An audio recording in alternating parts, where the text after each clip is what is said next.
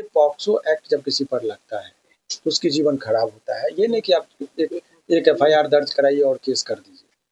तो आज के डेट में समाज में जो ये कुरीतियाँ चल रही उनका भी आँख खुलना चाहिए। तो उसी बात पर इसको भी अफ़सोस हुआ। हमने कहा कि ये मैसेज तुम समाज को दो, अगर समाज तुमको कोई माफ़ करता है, तुम्हारे माँ-बाप अगर माफ़ करते हैं, फिर हम लोग विचार करेंगे। क्योंकि इसको बार-बार एक ही बात कहने सर आप ही देखिए। अब ये आस्था भी है लेकिन हाँ, ये बात तय है कि इसका मदद नहीं कर रहे हैं।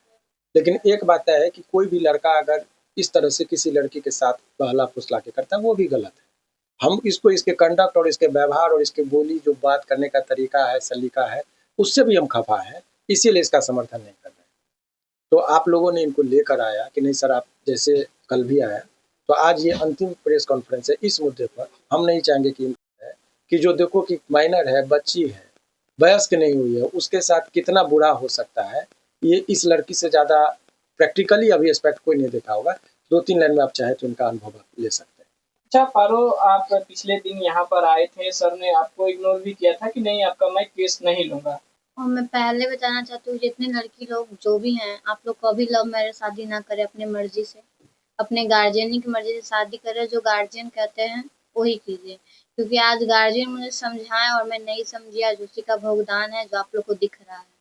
और शिवनंदन सर के पास हम बहुत सारा बात लेके आए हैं, तो सर थोड़ा खफ़ा है हमसे। लेकिन एक जो पिता जैसे हम समझाया जाता है ना, एक बाप बेटी को समझाता है ना, वैसे ही सर मुझे समझाए हैं।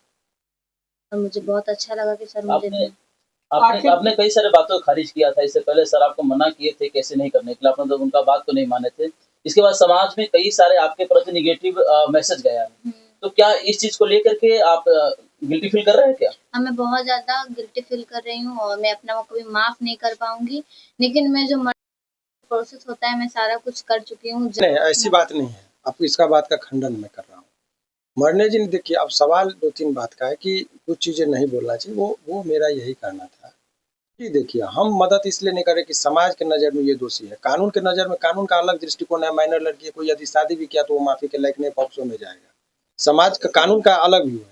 हम ये बताना चाह रहे हैं कि आपको जो बच्चा, लड़का या लड़की कोई भी हो, आजकल आपको कमाने का कोई एबिलिटी नहीं है, घर बसाने का एबिलिटी नहीं है, बस अफलातूनी स्टाइल में आप भाग गए, शादी कर लिए तो रोड पे भटकना पड़ता है।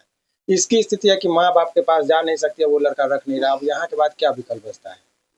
अब एक लड़की के लिए, इतना कम उम्र की लड़की के लिए अब क्या जो सहारा देगा वही इसका शोषण करेगा। अब हमारे लिए भी धर्म संकट की स्थिति है। डूबते हुए किसी इंसान को देखना पड़ रहा है, लेकिन नैतिकता के वजह से भरे हुए सामाजिक जो दायित्व है, हमने डाँटा भी कल ऑन कैमरा। हमको भी लगा बाद में अफ़सोस हुआ कि भाई किसी का इज़्ज़त सवाल है, हमको नहीं करा, लेकिन गुस्सा एक आवेश है, बहुत लोगों का है। तो गलत चीज़ गलत होता है, आज ये भोग रही है।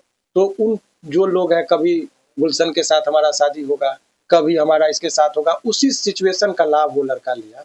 कुछ ऐसी बातें ये बता रही है जो अकल्पनीय है, जो इस बीच इस दौरान हो रहा है, सड़क पे, रास्ते में, कहाँ-कहाँ हर रोज़ इसका शोषण हो रहा है। तो इसके लिए उपचार ये है कि अपना पुलिस में जाए, कंप्लेंट करे।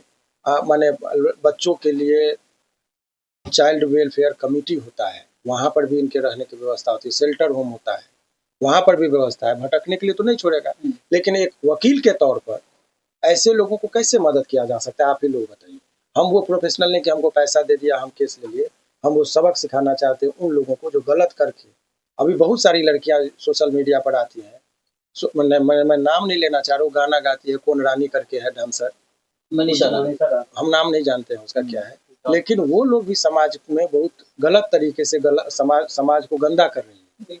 कुछ लोग हैं जो उटपटांग ड्रेस पहन के मीडिया के सामने आते हैं, अपने ये लेने आप कर क्या रहे हैं? जो चीज़ बंद कमरे का चीज़ है, समाज को अनुशासन एक चीज़ है, आपकी आज़ादी है, उस पर ये नहीं, लेकिन आपकी आज़ादी वहीं खत्म हो जाती है जहाँ से दूसरे की स्वतंत्रता शुरू होती है। सर, पारो आरती से जानना चाहेंगे, लाखों जो देख रहे हैं, क्या पारो आरती इसके बाद क्या करना चाहती है? इसको क्या चाहिए? क्या चाहती है?